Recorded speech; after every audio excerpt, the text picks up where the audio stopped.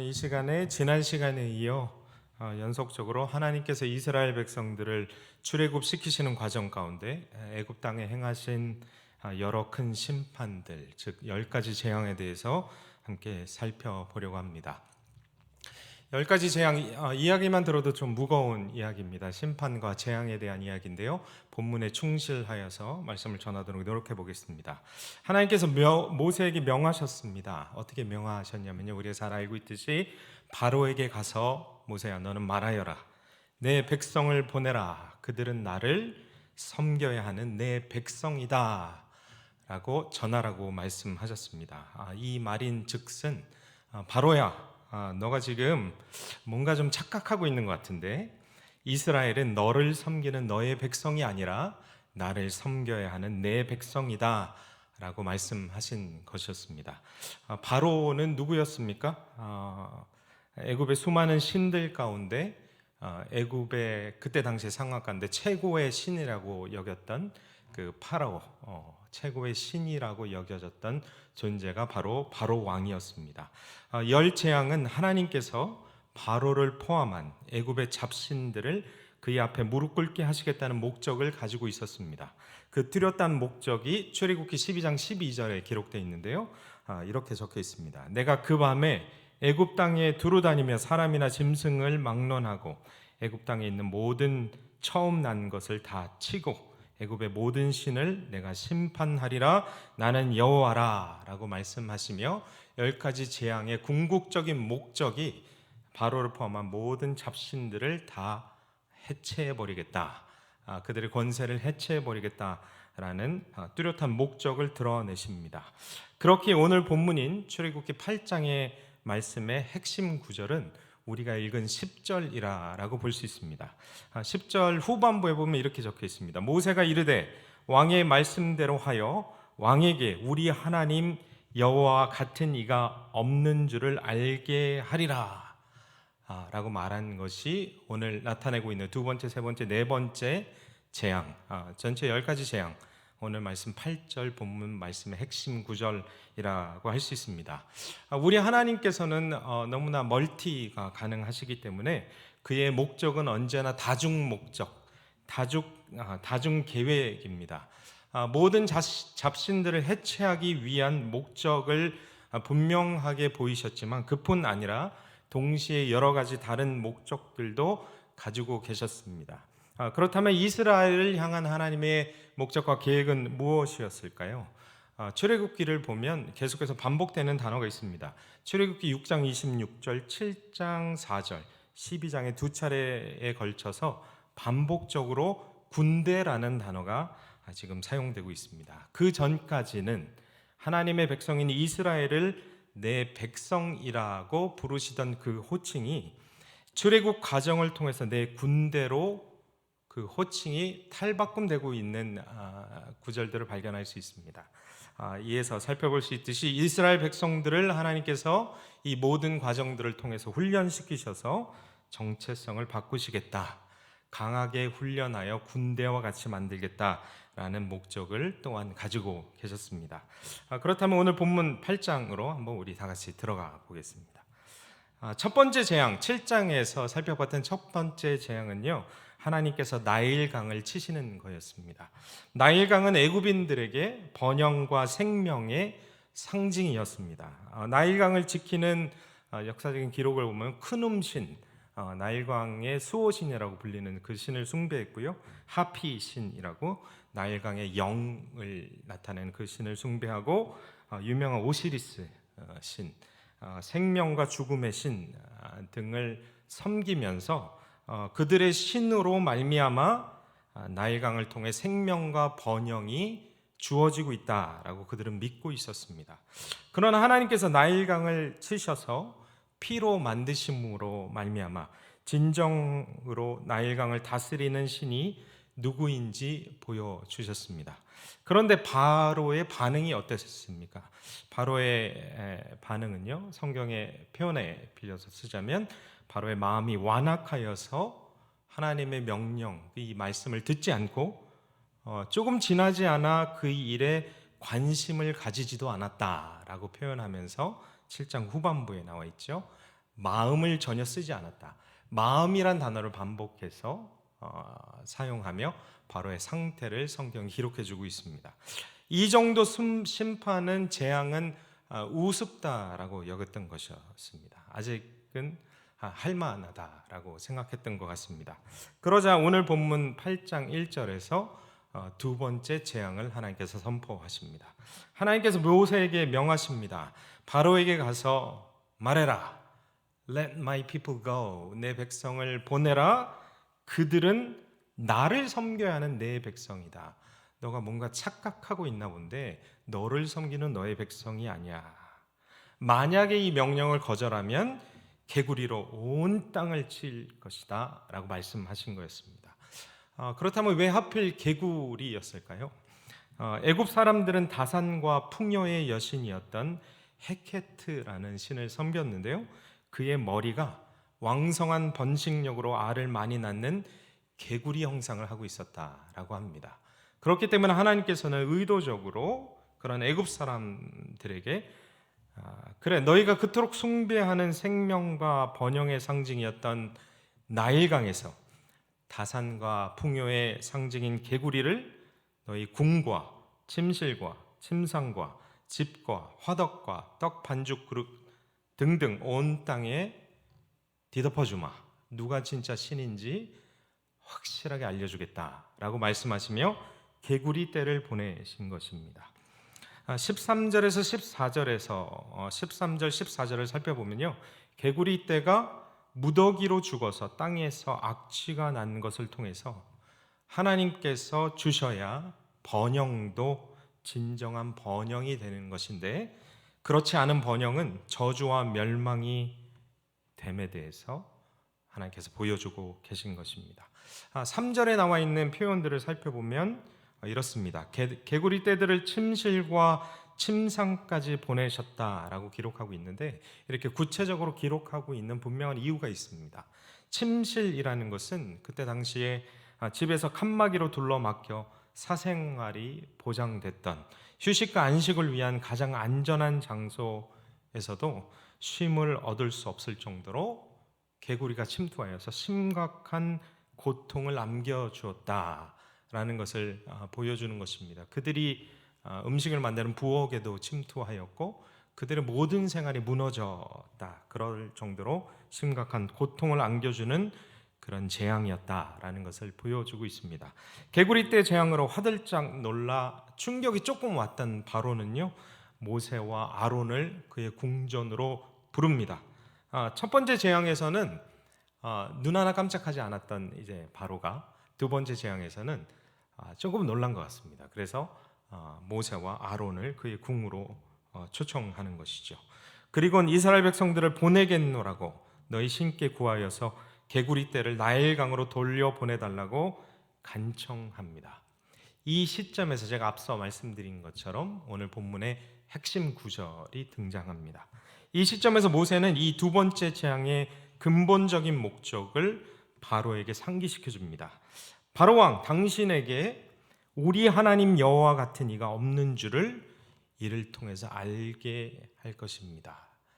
하나님께서는 하나님의 대리인으로 모세를 보내셨기 때문에 성경의 기록에 보면 7장에 등장하고 있죠. 바로에게 모세는 신과 같이 된 존재였습니다.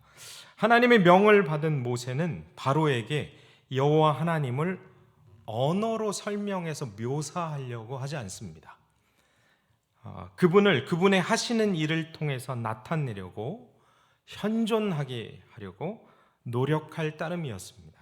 사실상 인간의 언어적 표현으로는 하나뿐인 유일무이한 최고의 초월적인 존재를 설명하거나 묘사할 방법이 전혀 없습니다. 언어로 표현하는 순간 언제나 오류를 저지를 위험을 안게 되고 근본적인 잘못에 빠지게 됩니다. 그리하여서 수많은 사람들이 신인 동형설의 오류에 빠지곤 합니다. 신인, 인간과 신이 동등한 형질, 형태를 가지고 있다로 이해하는 잘못된 이해와 해석의 오류에 빠지게 됩니다. 모세오경을 가만히 반복하여 묵상하다 보면 모세는 하나님의 나타나심과 그의 행하신 일을 그대로 기술함으로써 혹은 그가 하신 말씀을 대언함으로써 하나님을 알리고 있지 그를 본질의 언어로 묘사하지 않습니다. 다른 말로 하여서 오직 하나님의 임재하심, 현존의 언어만을 사용했다라고 어떤 신학자가 그렇게 기록하는 것을 읽은 적이 있습니다. 모세에게 하나님께서 불이 붙었으나 타지 않는 떨기 나무 가운데서 나타나셨을 때 모세는 여호와가 누구신지 언어적인 설명을 요구합니다. 이름을 알려달라고 합니다. 아주 본질적인 질문이죠. 당신 이름이 무엇입니까?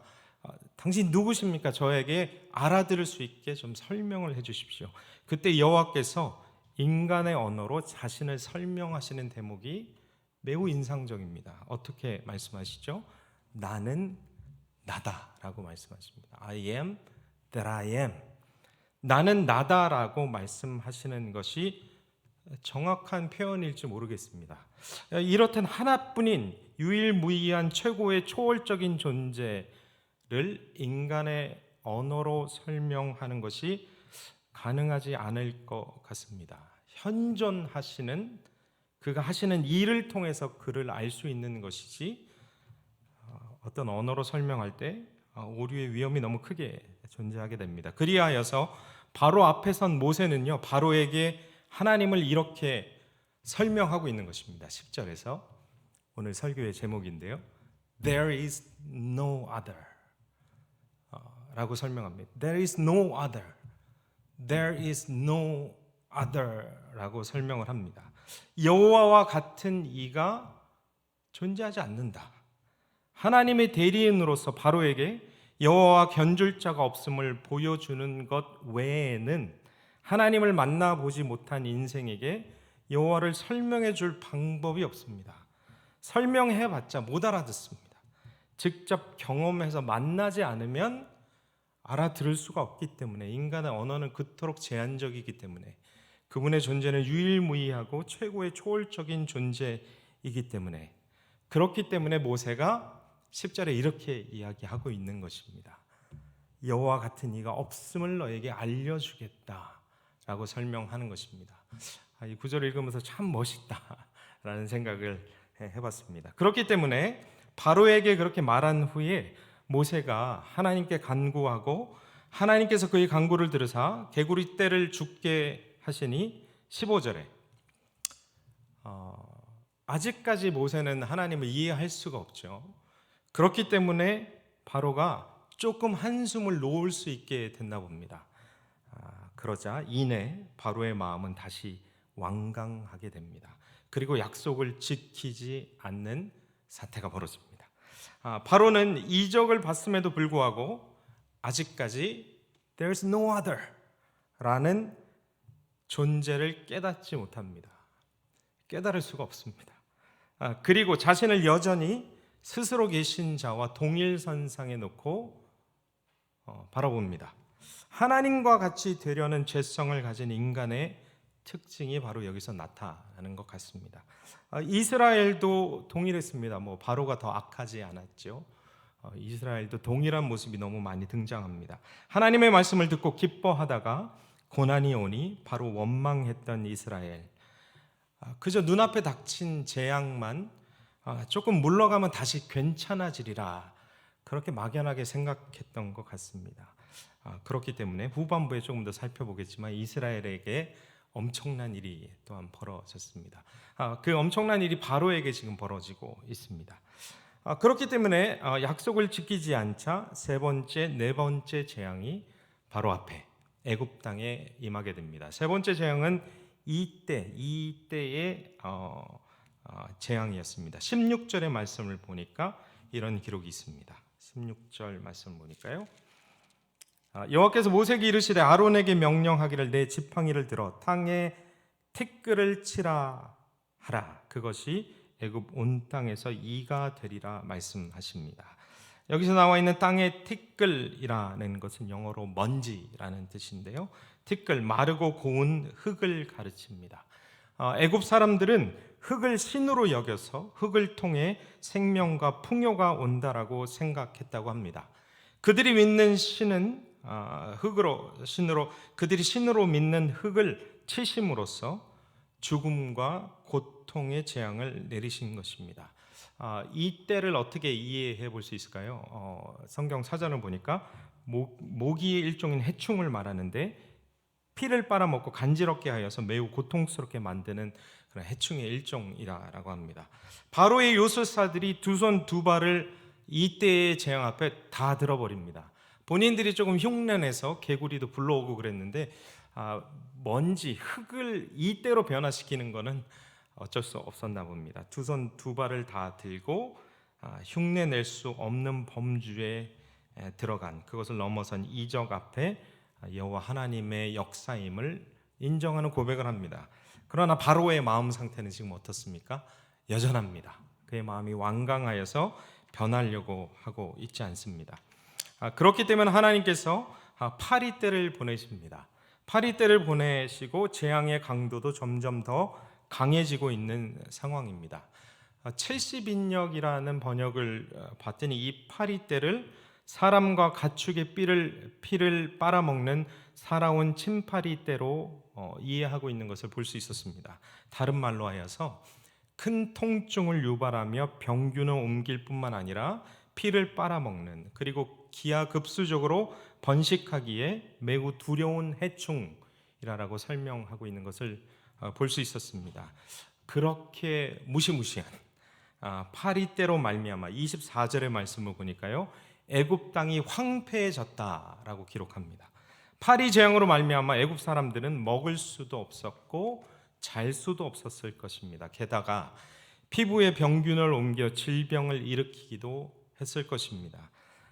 그런데 바로의 마음이 얼마나 완악했던지 이 또한 견디더니 더 이상 안 되겠든지 25절에 모세와 아론을 그의 왕궁으로 다시 부르는 장면이 나옵니다.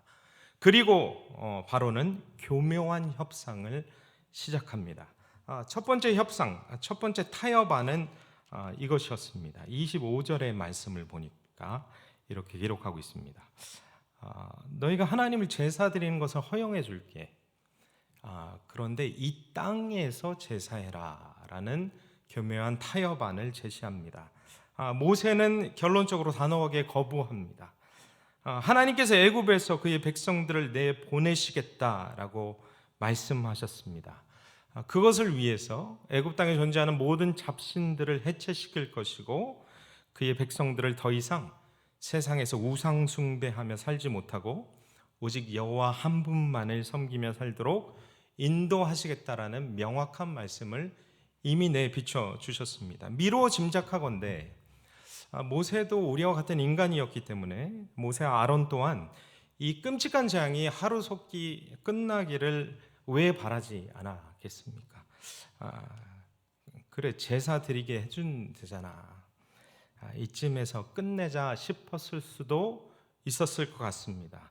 오늘날에도 이 말씀을 조금 적용해 보자면 이렇게 적용해 볼 수 있지 않을까 싶습니다. 오늘날에도 성도가 신앙을 지키며 살기 어려운 이유 가운데 하나가 이러한 교묘한 타협안이 끊임없이 우리를 흔들기 때문이 아닐까 생각해 봅니다. 하나님을 자유롭게 섬겨라. 근데 갈등 일으키고 부딪히지 말고 이 애굽 시스템 안에서 적당히 타협하면서 그렇게 섬기면 되잖아. 그렇지? 이 땅에서 말이야. 하나님을 믿는 거 좋은데 이 땅에서 믿으란 말씀, 이 말씀을 성도 여러분들은 어떻게 해석하시겠습니까? 예배하는 게 본질이지 어디에서 예배하는 것은 비본질이잖아 라고 혹시 해석해 볼 수 있겠습니까? 그런데 이때 당시 상황은 그렇지 않았습니다. 반드시 애굽을 떠나야 됐습니다. 모세는 단호하게 거부합니다. 궁극적인 이유는요 27절 후반부에 등장하는데 간단히 말해서 하나님께서 명령하신 대로 해야 돼 라는 이유였기 때문이었습니다. 그래, 애굽 밖에서 우리는 제사해야 된다 라고 단호하게 거절합니다. 그러자 바로가 어떤 반응을 보였을까요? 두 번째 협상을 제시합니다. 두 번째 협상은 28절에 등장합니다. 그래, 알았어, 이제 애굽 밖으로 나가라. 그래, 나가서 제사해라. 광야에서 제사해라. 그런데 뭐라고 28절에 말하고 있습니까? 28절에서 근데 너무 멀리 가지 마 라고 얘기합니다.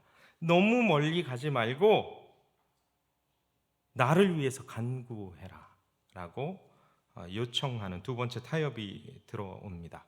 나를 위해서 기도해줘라 라는 것은 바로가 지금 회개해서 하나님의 은혜를 구하는 장면이 분명히 아닐 것입니다.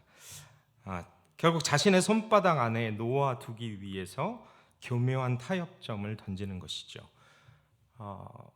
사역을 하다 보면 때때로 이런 일들이 주변에서 벌어지는 것을 볼 수 있습니다. 신앙인 남녀가 부적절한 관계로 정분이 쌓이게 되는 경우가 있습니다. 처음에 시작의 동기는 좋습니다. 서로를 돌봐주다가 관심 있게 케어하다가 서로를 위해서 기도해 주다가 마음이 생기게 되는 것입니다. 그랬을 때 저는 이렇게 상담해 주곤 합니다. 그 사람을 위해서 앞으로 절대로 기도하지 마라. 오늘 이 순간에 하나님 앞에 그 사람을 온전히 맡겨드리는 기도를 하고 앞으로는 두 번 다시 기도하지 마라 라고 이야기합니다. 기도하면서 자꾸 마음이 빼앗기게 되는 케이스도 있는 것 같습니다. 바로도 혹시 그런 것을 노리지 않았나 싶습니다. 그렇기 때문에 모세는요, 하나님께서 단호하게 그런 것들을 받아들이지 못하도록 하시는 일들을 앞으로의 스토리를 통해서 계속 전개해 나가시는 것을 볼 수 있습니다. 이것을 통해서 사실은 혼합주의에 대해서도 조금 살펴볼 수 있지 않을까 싶습니다.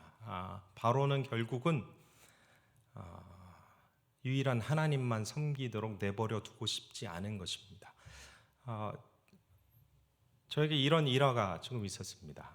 외국인들을 인천 부평역에서 전도를 하면서 외국인들을 많이 전도해서 같이 예배를 드린 적이 있습니다. 근데 전도하면서 매우 특이한 현상 한 가지가 일어났는데 대부분은 전도를 하거나 교회를 초청하는 것을 거절하고 거부할 때가 참 많은데 인도 사람들은 잘 거절을 하지 않는 겁니다. 거절하지 않고 교회 가자 그럼 가겠다 그러고 예수님 믿어라 복음 전하면 예수 그리스도가 너의 구세주인 것을 믿느냐 영접하겠느냐 그러면 영접하겠다라고 합니다. 그럼 너무 기뻐서 그들에게 막 식사도 제공하고 같이 찬양도 부르고 성경 공부도 하고 그러는데 꼭 오후에 저희 예배가 있었는데 보면 이마에 이상한 분필 같은 거를 자꾸 묻히고 오후에 교회로 오는 것이었습니다. 봤더니 오전에는 힌두교 자신들의 사원에 가서 예배 드리고 오후에 교회 와서 또 예배를 드는 겁니다. 다신을 믿는 사람들, 다종교를 인정하는 사람들은 예수 그리스도가 구세주라는 것을 하나님이라는 것을 인정하라 그러면 너무 쉽게 인정합니다. 근데 유일한 신이라는 것을 받아들이지 못하는 거였습니다. 바로도 그런 교묘한 속임수를 지금 사용하고 있는 것입니다. 그러나 하나님께서 모세를 통해서 그런 것들을 거부하게 하시고 결국은 하나님께서 새로운 역사를 펼쳐 보이시기 위해서 다른 일들을 전개하는 상황 가운데 지금 펼쳐집니다. 그런데 오늘 본문에서 32절의 말씀 바로가 요청한 대로 하나님께 기도해서 이제 파리 때도 물러가고 이제 나의 백성도 이제 출애굽하는 일만 펼쳐지면 되는데 32절의 말씀을 보니까 그러나 바로가 이때에도 그의 마음을 완강하게 하여 그의 백성을 보내지 아니하였다라고 하며 8장의 말씀을 마무리하는 것을 볼 수 있습니다. 그의 마음이 완강해졌다. 출애굽기에서 10번이나 반복되고 있는 말씀입니다. 완악해졌다, 완강해졌다. 완악이라는 단어의 어근에서 파생된 단어들을 살펴봤더니 영적인 완고함을 가르치는 용어였습니다. 이것은 마음에서 나오는 것이다. 마음의 완고함, 완악함을 표현하는 그런 단어였습니다. 마음의 완악함에 대해서는 구약 성경에서 30회, 신약 성경에서 20회 등장하는데 성경에서 매우 인간적인 본질로 여기는 것으로 설명하고 있습니다. 그 뜻은 하나님과 그분의 말씀과 사역에 대한 뿌리 깊은 냉담함, 이 마음의 완악함으로 표현하고 있습니다. 오늘 말씀의 결론을 지으면서 히브리서 3장 말씀을 한번 같이 읽고 말씀을 좀 마무리하려고 합니다. 히브리서 3장 그리고 시편 95편에 보면 이 마음의 완악함에 대한 표현이 매우 잘 설명해 주고 있습니다. 히브리서 3장 7절부터 인용되고 있는 그 말씀이 바로 시편 95편의 기록들을 다시 한번 그때 당시의 시대 상황에 맞춰서 설명해 주고 있는 것인데요. 이런 표현을 씁니다. 그러므로 성령이 이르신 바와 같이 오늘 너희가 그의 음성을 듣거든 광야에서 시험하던 날에 거역하던 것 같이 너희 마음을 완고하게 하지 말라.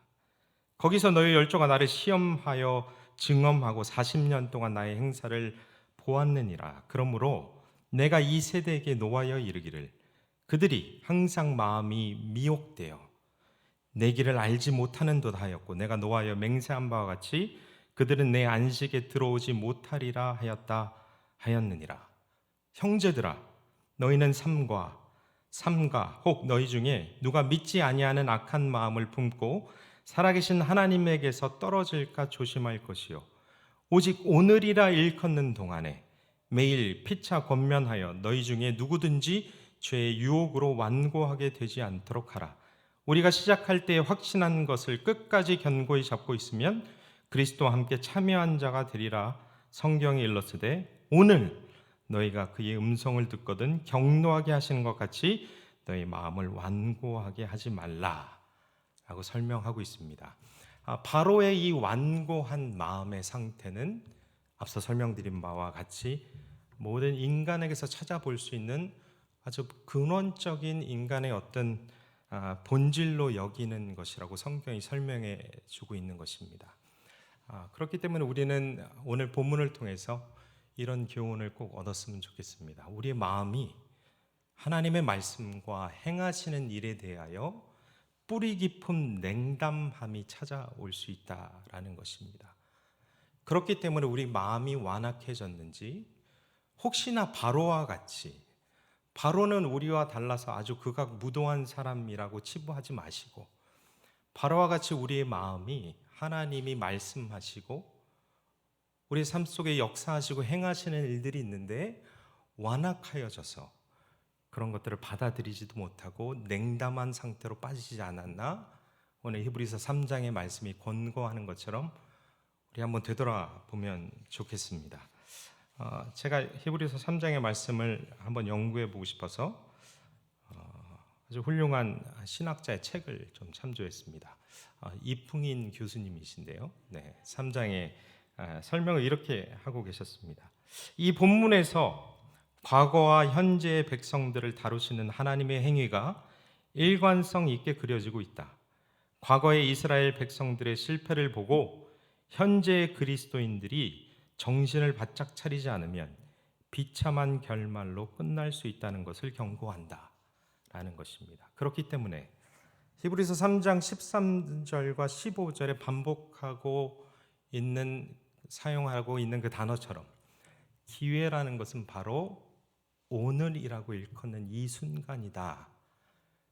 그때 너희들은 너희 마음이 완고해졌는지 점검해보고 죄의 유혹을 뿌리치고 완고하지 않도록 주의하라라고 우리에게 말씀하고 있는 것입니다. 오늘 말씀을 통해서 우리가 교훈 얻을 수 있는 포인트는 여러 군데 있을 것 같습니다. 여러분 한번 집에 돌아가셔서 이 말씀을 다시 한번 깊이 묵상해 보시고 우리 하나님의 말씀으로부터 생명의 그 진리의 생명수를 공급받으시는 복된 삶, 오늘의 삶을 사시는 여러분들 되시길 예수님의 이름으로 축복합니다.